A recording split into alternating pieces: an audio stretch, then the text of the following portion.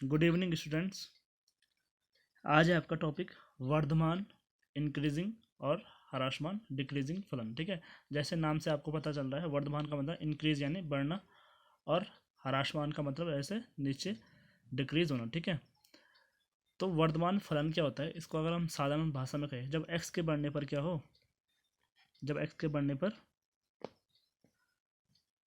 पर जब क्या हो, एफ एक्स भी बढ़ रहा हो। ठीक है, यहाँ एफ एक्स भी बढ़ रहा है। ठीक है, जैसे जैसे एक्स का मान बढ़ रहा है तो एफ एक्स भी बढ़ता जा रहा है। ठीक है, फिर निरंतर में ये तो क्या हुआ, ये तो वर्धमान फलन हो गया। ठीक है, ये क्या है, यहाँ से बढ़ रहा है, फिर यहाँ थोड़ा रुक गया, फिर यहाँ से बढ़ रहा है। पर निरंतर वर्धमान यानी जो एक ऐसा वक्र जो क्या है, निरंतर बढ़ता ही जा रहा है। ठीक है, कहीं पर रुक नहीं रहा है, तो ये क्या होगा हमारा निरंतर वर्धमान फलन। ठीक है, और वर्धमान फलन में जो आपके क्वेश्चन है उसमें हमें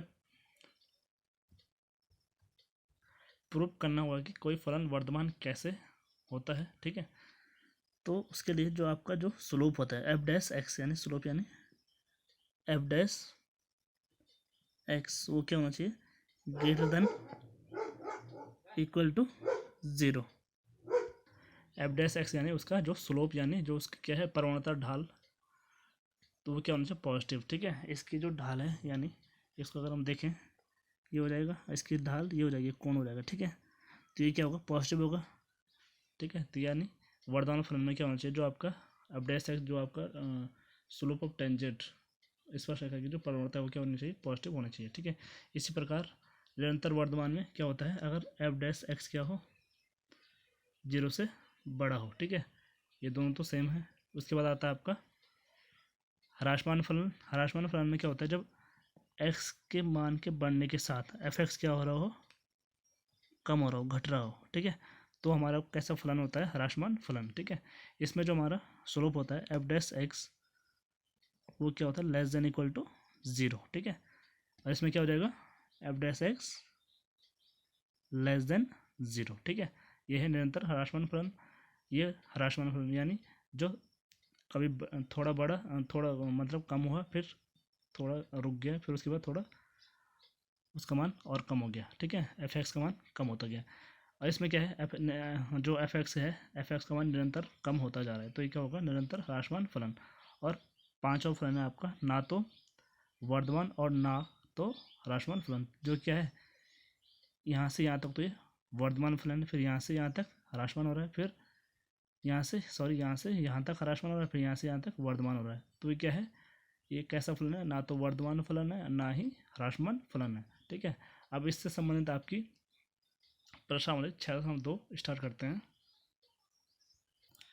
तो आपकी 6.2 प्रश्नावली है, उसका पहला क्वेश्चन है, सिद्ध कीजिए कि आर पर, R real number f x बराबर 3x प्लस 17 से प्रदत्त फलन निरंतर वर्धमान है। ठीक है, तो निरंतर वर्धमान में क्या बताया था कि जो एफ डैश एक्स है वो क्या होना चाहिए, जीरो से बड़ा होना चाहिए। तो इसका भी एफ डैश एक्स निकालते हैं। तो एफ एक्स बराबर था 3x प्लस 17, तो differentiating with respect to x, तो एफ डैश एक्स क्या हो जाएगा, 3, जो कि क्या है, जीरो से बड़ा है। तो this implies F dash x greater than zero. तो अतः आर पर जो फलन एफ है वो क्या है, एक निरंतर वर्धमान फलन है। ठीक है, अब सेकंड क्वेश्चन देखते हैं इसका। एफ एक्स से आर पर एफ एक्स बराबर ई टू द पावर 2x से प्रदत्त फलन निरंतर वर्धमान है। ठीक है, तो हमें आर पर फलन दिया गया है एफ एक्स बराबर ई टू द पावर 2x, तो differentiating with respect to x, तो f dash x equal to e x का क्या होता है, ई एक्स ही होता है, तो यानी ई टू एक्स का क्या आ जाएगा, ई टू पावर 2x, फिर 2x होगा 2, तो ये आ गया 2 into e to the power 2x। ठीक है, तो इसमें हमारे तीन केस बनेंगे, जब x जीरो से बड़ा होगा, फिर दूसरा जब x जीरो के बराबर होगा, तीसरा जब x का मान जीरो से छोटा होगा। तो हमारा ई टू पावर x का मान क्या होता है, 1 प्लस ई एक्स अपॉन फैक्टोरियल 1 प्लस ई एक्स, सॉरी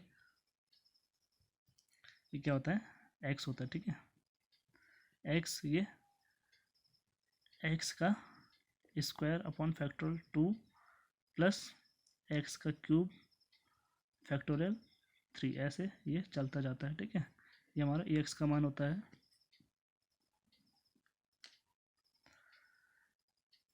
तो केस फर्स्ट क्या है, जब x का मान जीरो से बड़ा है, तब एफ डैश एक्स क्या हो जाएगा हमारा, ये 2 इंटू ये ई टू द पावर 2x का मान, ये आ गया ठीक है।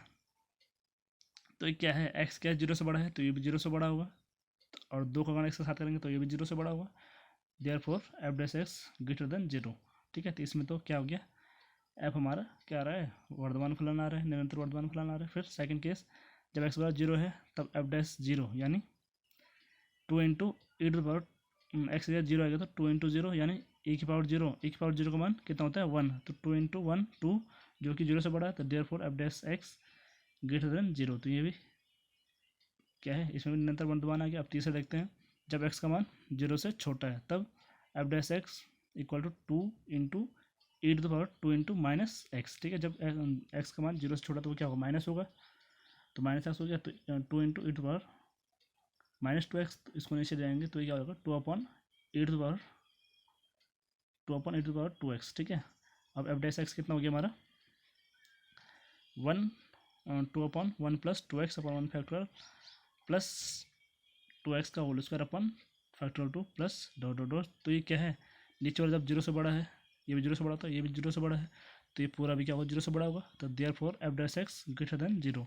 तो अतः क्या लिखेंगे, x के प्रत्येक मान के लिए F dash x greater than 0। तो अतः r पर फलन f क्या है, एक निरंतर वर्धमान फलन है। ठीक है बच्चों, अब है आपका क्वेश्चन 3, सिद्ध कीजिए कि एफ एक्स बराबर साइन एक्स से प्रदत्त फलन 0 से पाई बाई 2 में निरंतर वर्धमान है, बी वाला पाई बाई 2 से पाई में निरंतर ह्रासमान है, और 0 से पाई में ना तो वर्धमान है और ना ही ह्रासमान है। ठीक है, तो देखते हैं इसको। तो एफ एक्स बराबर है साइन एक्स, तो एफ डैश एक्स आ जाएगा हमारा कॉस एक्स, तो ए वाला क्या था 0 से पाई बाई 2, चूँकि प्रत्येक x belongs to 0 to pi by 2 में कॉस एक्स क्या होगा, यानी जो इसके फर्स्ट क्वाड्रेंट में, ठीक है इसमें, ठीक है फर्स्ट क्वाड्रेंट में कॉस एक्स क्या होता है, सारे पॉजिटिव होते हैं, तो कॉस एक्स भी पॉजिटिव होगा, तो एफ डैश एक्स भी पॉजिटिव होगा, और इसलिए 0 से पाई बाई 2 में एफ क्या होगा, निरंतर वर्धमान है। ठीक है, ये हमने सिद्ध करना था। फिर दूसरा वाला देखते हैं।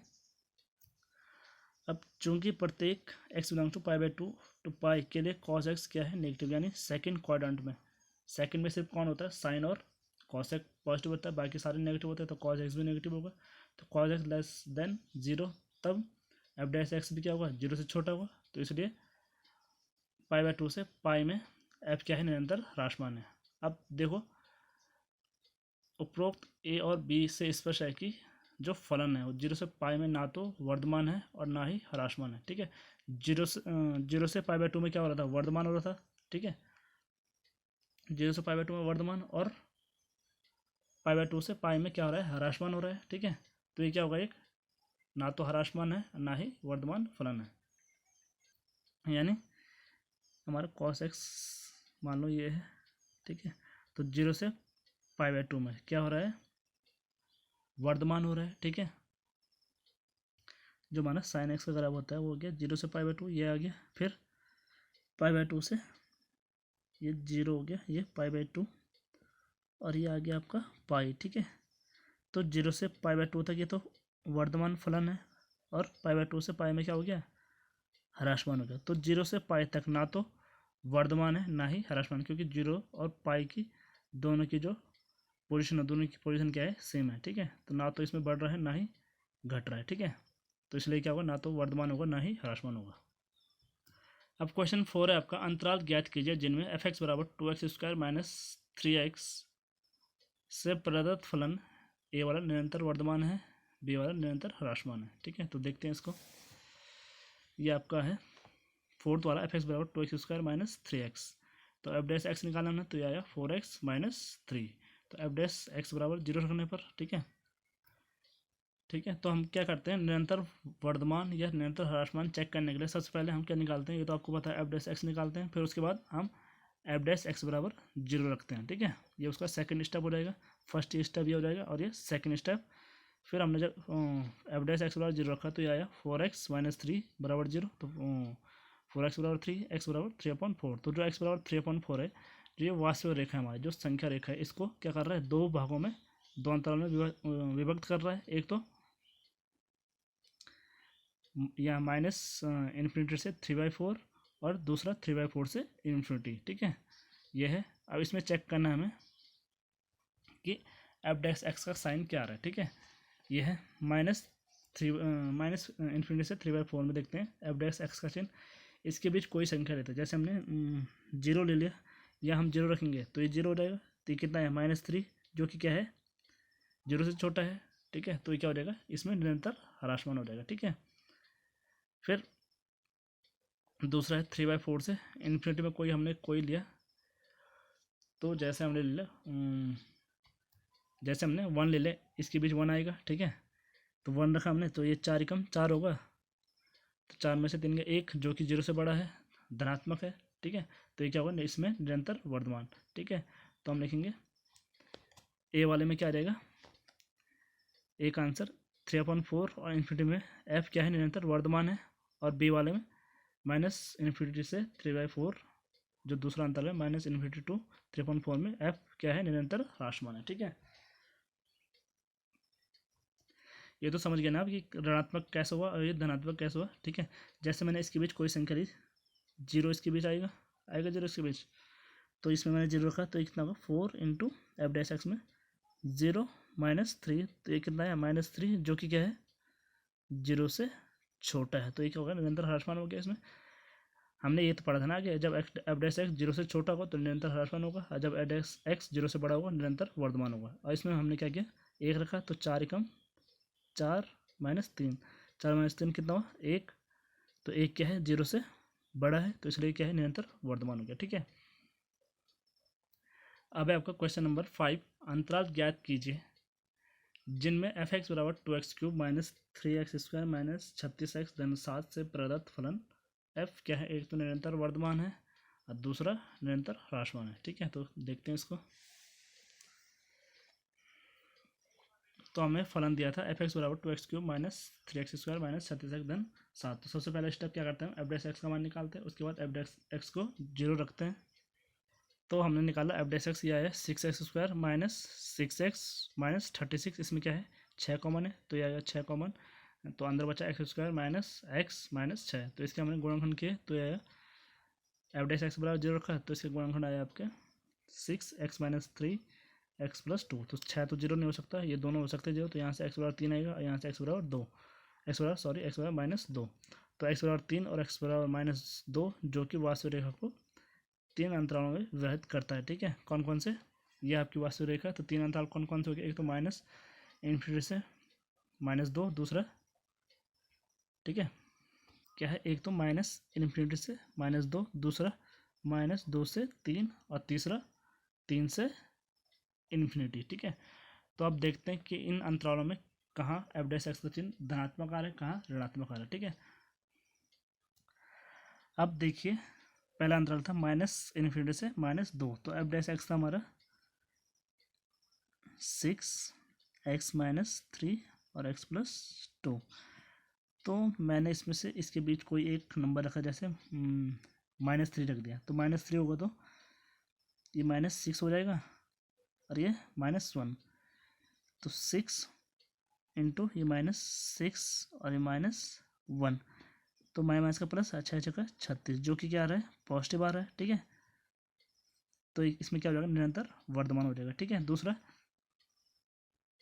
-2 से 3, तो इसमें मैंने रख दिया x बराबर सपोज 1 रख दिया, तो ये क्या हो जाएगा 6 1 × 3 -2 और 1 धन 2 3, तो ये कितना है हमारा 6 × 18 और 18 दूनी -36 जो कि नेगेटिव है और 0 से छोटा है, तो इसमें क्या आ जाएगा निरंतर ह्रासमान, ठीक है।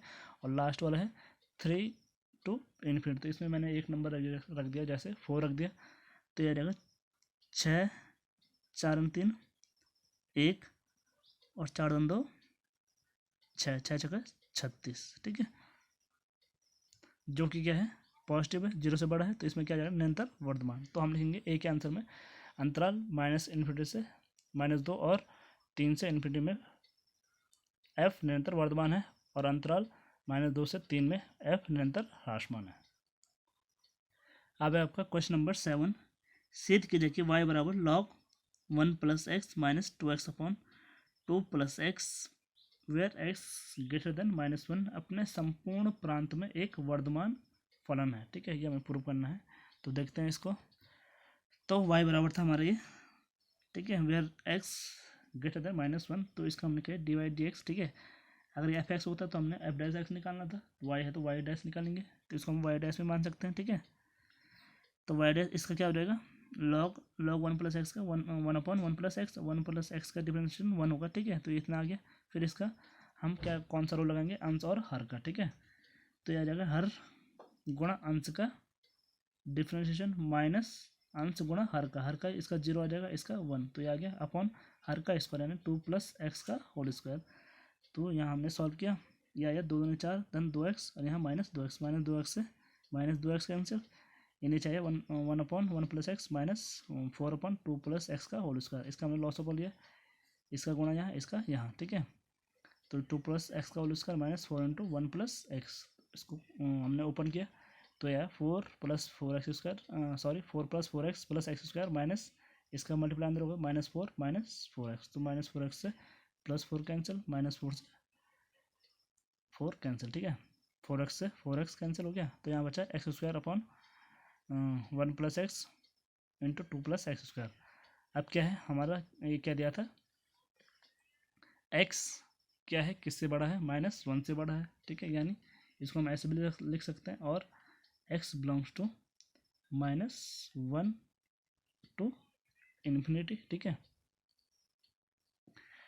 तो जब क्या है x belongs to -1 to infinity, तब x square upon 2 plus x का होल स्क्वायर क्या होगा, 0 से बड़ा होगा, क्योंकि ये एक स्क्वायर है, स्क्वायर किसी भी ऋणात्मक संख्या का हमेशा क्या आता है, धनात्मक ही आता है, तो ये क्या हो जाएगा, धनात्मक हो जाएगा। और 1 प्लस एक्स ये भी क्या होगा, 0 से बड़ा होगा, क्योंकि एक्स का मान तो -1 तो है नहीं, -1 से ही बड़ा है। -1 से बड़ा सपोज मैंने ले लिया, -1 से बड़ा सपोज हमने ले लिया 1 प्लस 11 -0.5, तो ये कितना आएगा हमारा, ये भी आएगा -0.5 भी आएगा, जो कि क्या है, सॉरी कितना आएगा, 0.5 आएगा। ठीक है, 0.5 आएगा, जो कि क्या है, 0 से बड़ा है। तो जब ये दोनों 0 से बड़े आ रहे हैं, ठीक है, तो ये पूरा भी क्या आएगा, 0 से बड़ा होगा, तो therefore y dash greater than 0, जब x का मान क्या है, -1 से बड़ा है। तो अतः अपने संपूर्ण यानी x ग्रेटर देन -1 प्रांत में y क्या है, एक वर्धमान फलन है। ठीक है बच्चों, अब आपका क्वेश्चन नंबर 8, x के उन मानों को ज्ञात कीजिए जिनके लिए y बराबर x × x-2 का होल स्क्वायर एक वर्धमान फलन है।